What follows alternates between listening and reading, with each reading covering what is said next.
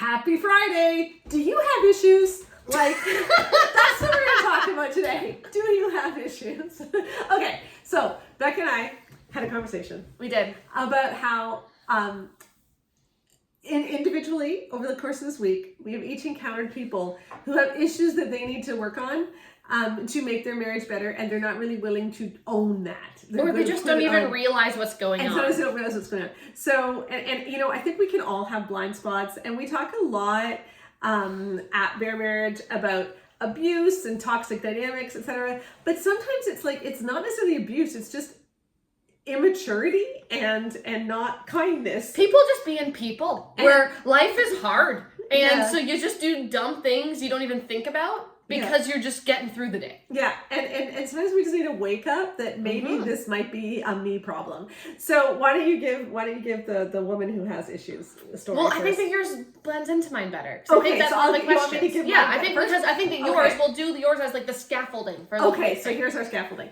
So we've been talking a lot over the last week and a half about the concept of obligation sex, because it came up where I did a few stitches of an Instagram channel called The McCabe Life, and specifically a video where she was saying that it's good to have sex with someone even if you don't feel connected, because this will lead to connection, because then he will feel more connected with you and will subconsciously, you know, be nicer to you, etc.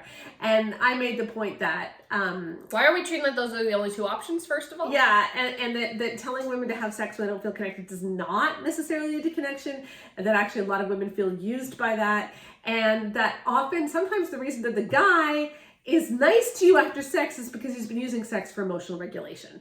And that's not intimacy. That's and it can also feel different. like it's getting better because it's a short-term burst, but you're creating a foundation that's really really shaky. Right. And so we've been talking about this a lot. And one man left an interesting comment, and he said, you know, there is a way for men to make sure that they're never pressuring their wives, and that's just never to initiate. That women should always be the ones to initiate. Just being very, very snarky and... Well, no, he wasn't actually. I think he was genuinely serious. Oh, was he serious. being okay, I've seen a lot of snarky ones. Yeah, I've seen the snarky ones too. But this man, guy was... I think, was being genuinely serious, because he's like... Well, that's sad then. Yeah, and then I made the point to him that what you're asking her to do is to bear all of the emotional labor of your sex life then. And especially if she has more of a responsive libido, like, you know, she wants to be wooed a little bit, like she has a hard time just kind of getting stuff out of her mind. And so having someone help her with that and get her in the mood can really help. But you're saying, no, he's not going to do any of that. She has to get herself in the mood, and then she has to initiate if sex is going to happen at all. And she knows that he wants it, and so she's going to feel that pressure to get herself in the mood and initiate. And so now basically everything for the sex life is on her shoulders. And that's not really fair, because there is another option. And the other option is just simply learning how to deal with rejection. Because he said, that's the thing he said, is that if he initiates and she says no, then he feels rejected. And then and then he'll act rejected, and then she will experience that as coercion. And it's like, okay, but you could also just simply learn how to deal with rejection. Like that well, and the question is, and the big thing we were talking about, which is, this is how we're going to segue into my story. Yes. Is, okay, like if you are one of these guys, we need to do a flow chart, right? Okay, because the question is always, is your complaint valid? Right. Because all feelings are real. Yes. Not all feelings have the same truth behind them. Yes. Right? Like, we can say all feelings are valid in that they all deserve to be felt and dealt with. Not all feelings are based in truth. Yes. Right? As someone who has anxiety can tell you the fact. Like, believe it or not, I'm not going to get hit by a bus if I get a 67 on an assignment. Right. Right. That was an actual anxious thought and feeling that I had in university. I don't know how the two things got connected. They did. But that's what I mean. It's not all valid. Yeah. But here's the thing. What do we mean by rejection?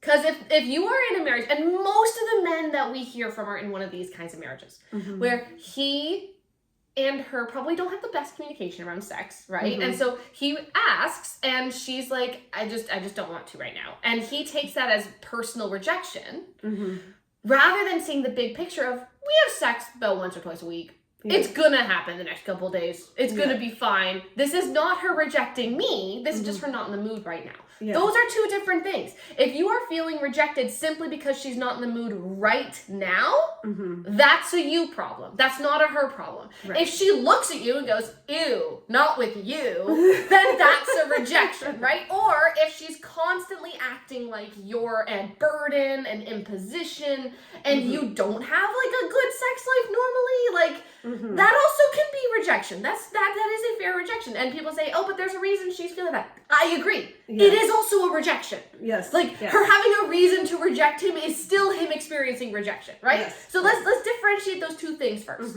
right? Are you in one of those marriages where this is a rejection of sex right now, or a rejection of you? Because if it's sex right now, that is all on you, buddy. Yeah. Especially if she's not being mean about it. Like, especially if she's the kind of person who doesn't want you to feel rejected, who wants you to feel like you're wanted. That is 1000% not on her plate. Yeah, but the problem is so many people have a very immature relationship with sex for all kinds of reasons. Oh, yeah. That, she doesn't embrace sex for reasons. Okay, read Great Sex Rescue. Yes. That can help uncover them. But then he's also been taught his whole life that this is his absolute biggest need and he will die without it. And this is the only way that he'll ever experience love. And and all these messages that teach the obligation sex message to women that men are also reading are defining sex as a rejection of him if you don't have it. So he's also being taught through what he's hearing her be told that he knows that she knows that every time she says no to him, she's rejecting him. So whenever she says no to him, she must be choosing to reject him. Yeah, I mean, it's so crazy. And so it's like, no, we just have to back up. Yes. And let's just ask, okay, is this a me problem where no, sex is going to happen relatively, it's going to happen at a normal You're good spouses who love each other. Yeah. You just are kind of immature. Yeah. Then you know what? There is another option, and that's what I said to him. Is the other option is just learning how to deal with rejection, so that you're not grumpy with her, so that you don't make her feel guilty. Because the more you do that, the less she's going to want sex anyway, and the more she is going to feel like you only want her for one thing. So but so like he's like, no, I don't want to deal with the rejection, so I'm going to put all of the emotional labor of sex onto my wife, and I'm going to be able to tell myself I'm being a good person for doing that because I'm making sure she's not feeling obligated. And it's like, no, it doesn't really work that way. Sometimes you just need to grow up. Yeah. And it's like, and sometimes it's hard because, and this is really hard to say, but it's like if you are someone who kind of has those kind of like, well, I'm just not even gonna try then kind of frustrated responses, like you're probably married to someone who's also emotionally mature. Yeah. Statistics show like you're probably matching each other on emotional maturity. So you're probably with someone who's also not necessarily handling this the best. Yes. Right? So it is a big problem. Okay, and then let's talk about the flowchart with your other case. So the flowchart case, so there's we have step one. Is this just a you problem? If yes, deal. And that's freeing. That's freeing. This is like a thing that doesn't actually need to be bothering you. Good job. You can take something off of your emotional Rolodex, right? Right. But the next one is, okay, so like it's not really a rejection, but there's a pattern in the marriage overall. Like even if we have sex with relative frequency and like I know she loves me, like, but I'm also like, there's a lot of times when she just treats me with such contempt and like I feel like she doesn't even like me. And so like even though like I know she's not rejecting me, it still feels like it because so many micro rejections happen every single day. So I was at a children's outing at our local library with a person that I know, family, and I'm being very broad obviously. And both of them lovely people. I've talked to both the dad and mom frequently. I don't think that this woman realized that every single time she talked to her husband, she was like, ugh.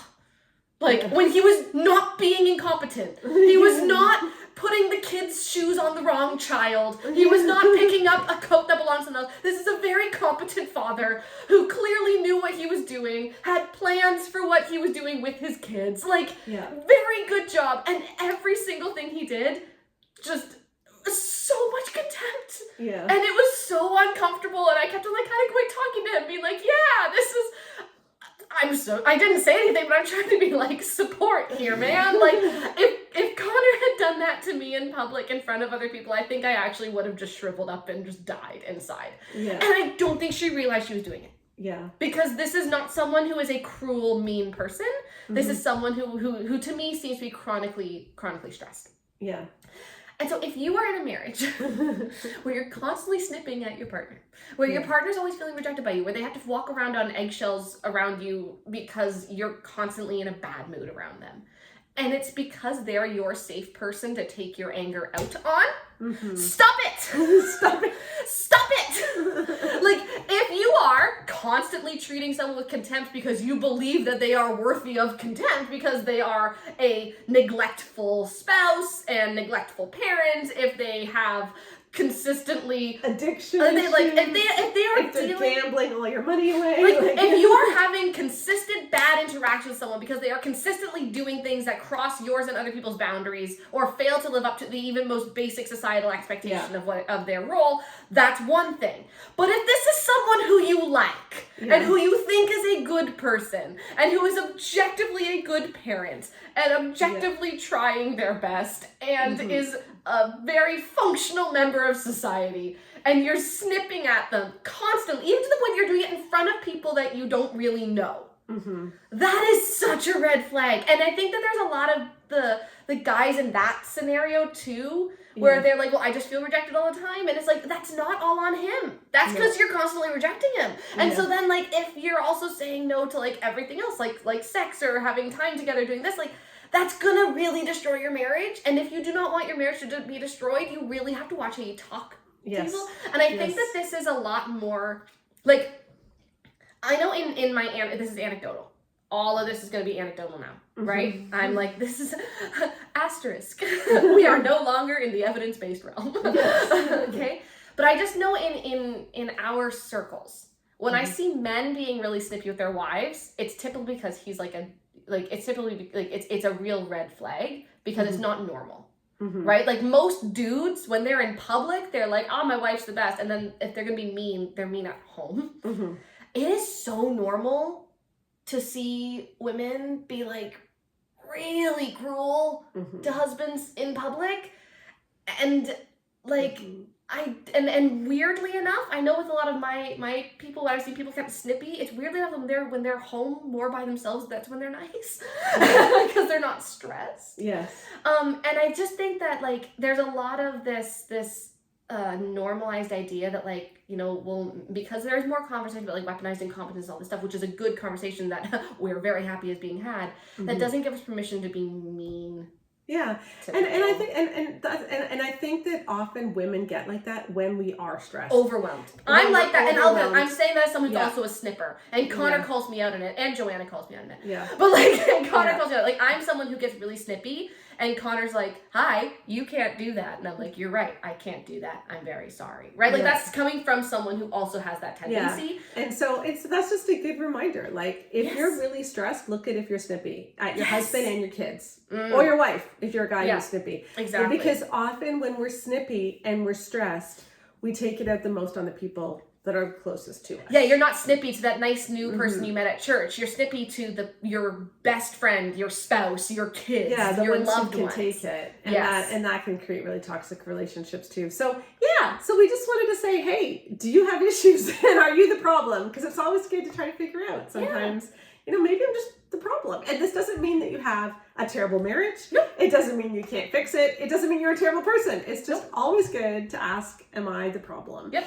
You know, is there like some maturing I have to do in a certain area? And you might do the flow chart. You might say, nope, I'm really not the problem. And that's true for a lot of people too. But like as it being a freeing thing, before we go, like, as I said, I'm the snippy one, right? Connor and I recently realized, and I think I may have said this another fight. I'm so sorry this is repeating. But like, we realized, when do I snip at the kids? Bedtime. I cannot physically handle putting two children in pajamas. It makes me just lose it. I don't know why. It's so dumb. So all of you with 4 kids, she couldn't do it. No, I couldn't. There's a reason I'm done. No, but the thing that we just did a really simple thing where I realized this is a me problem. I'm not good at this. Connor's great at it. And so I took over something he doesn't like, and now he is the one who puts the kids to bed. Yeah. And it's like, when you realize this is a me problem, and so, hey, we are going to be the united front here, and here's how we're going to make this better, It's like, I'm back to making dinner, so he puts the kids to bed. Yeah. And I'm like, that works so much better for us because I took ownership of the problem. Yeah. Not, Connor, you're not helping me enough. It's like, no, I should be able to do this. And this is just not something that I'm really good at. And so we're going to figure out what I am good at. And so I just want to say, like, saying you're the problem doesn't mean you have to, like, beat yourself up. No. Sometimes it means, oh, we figured out the problem. Now we can find the solution. And we're in this together. Yeah. And that's a great thing. So that's what we wanted to say. And yeah. Flowchart. Flowchart. Be okay. Realize that not everything that's a no is a rejection. Yes. And if it is a rejection, figure out why. Yes. And sometimes you need to get better at handling it. And sometimes you just need to not be quite as mean. And have a good weekend. Have a good weekend. Release the Epstein files. Yeah. Lauren's great. Okay. Yeah. Bye. Bye.